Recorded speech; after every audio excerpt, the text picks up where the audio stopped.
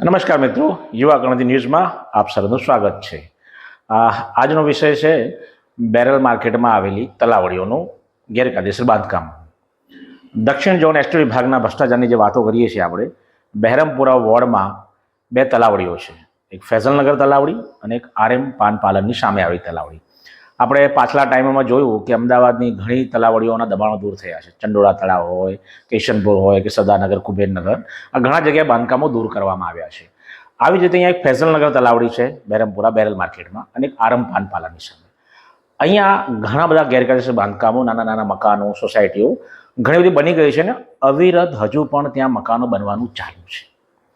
આ મકાનો યુપી, બિહાર અને દૂર દૂરના પ્રાંતમાંથી આવેલા ગરીબ મુસ્લિમો ખરીદી રહ્યા છે। હા, એને બનાવીને વેચી પણ મુસ્લિમો રહ્યા છે, કારણ કે ત્યાં 2 થી 5 લાખની સસ્તા ભાવે સામાન્ય મકાન બનાવી અને આ લોકો વેચી મારે છે અને ગરીબો ખરીદ છે।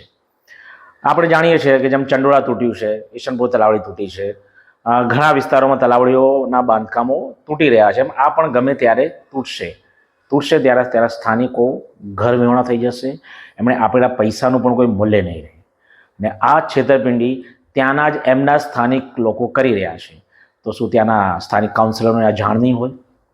ત્યાંના સ્થાનિક આગેવાનો, પોલિટિકલ વિંગના લોકોને જાણ નહીં હોય કે એમની નાક નીચે થઈ રહ્યું છે કે એમની ભાગ બટાય છે? એ જે પણ હોય, પણ છેલ્લે ત્યાં લૂંટાશે ગરીબ મુસ્લિમ પરિવાર। ત્યાંના લોકો કહેશે કે આ સરકારે અમને ઘર વિહોણા કરી નાખ્યા, પણ આ સરકારનો વાંક જેટલો પણ હોય એના કરી 10 ગણો તમારા સ્થાનિક આગેવાનોનો વાંક છે। એટલે ત્યાં આ તલાવડીઓ મકાન ખરીદતા પહેલાં 100 વાર વિચારજો, અને અત્યારે જેણે ખરીદ્યા છે એ બિલ્ડરને પકડી એની પાસે પૈસા પાછા લઈને મકાન પાછા આપો, નહીં તો ગમે ત્યારે મકાનો તૂટશે અને તમને એનું કોઈ પણ વળતર મળશે નહીં। તમારા પૈસા પણ જશે અને મકાન પણ જશે। એટલે એસટી વિભાગ હજુ પણ જાગૃત અવસ્થામાં આવી જાય। તલાવડીનો હજુ ઘણો ભાગ ખુલ્લો છે ને હજુ પણ ત્યાં આજે પણ ત્યાં મકાનો બની રહ્યા છે। તો કોના લીધે બની રહ્યા છે? એસ્ટેટના જે ઇન્સ્પેક્ટરો છે એમની આંખ બંધ છે? એમને દેખાતું નથી કે મકાન બની રહ્યા છે? અને બિલ્ડરો જે આ સ્કીમો બનાવે છે તે તો કદાચ મોંઘા ભાવે ખરીદતા હશે, પણ આ તો સસ્તા ભાવે ખરીદવાવાળા લોકો કેવા હશે? રોજનું લાવીને રોજનું ખાઈ પીવે એવા લોકો હશે। એમના નિશાસા તમને આખી જિંદગી જીવવા નહીં દે।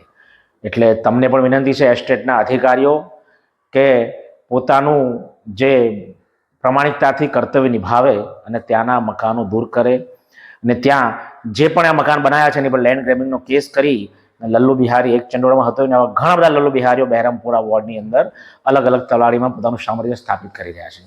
અમને રોકી લો। સરકારને પણ વિનંતી છે કે જેમ બને એમ વહેલા તકે આ લોકોને રોકી લો અને ગરીબ લોકોને લૂંટાતા બચાવો। આ જ ફરજ છે આપણી। જય ભીમ, વંદે માતરમ।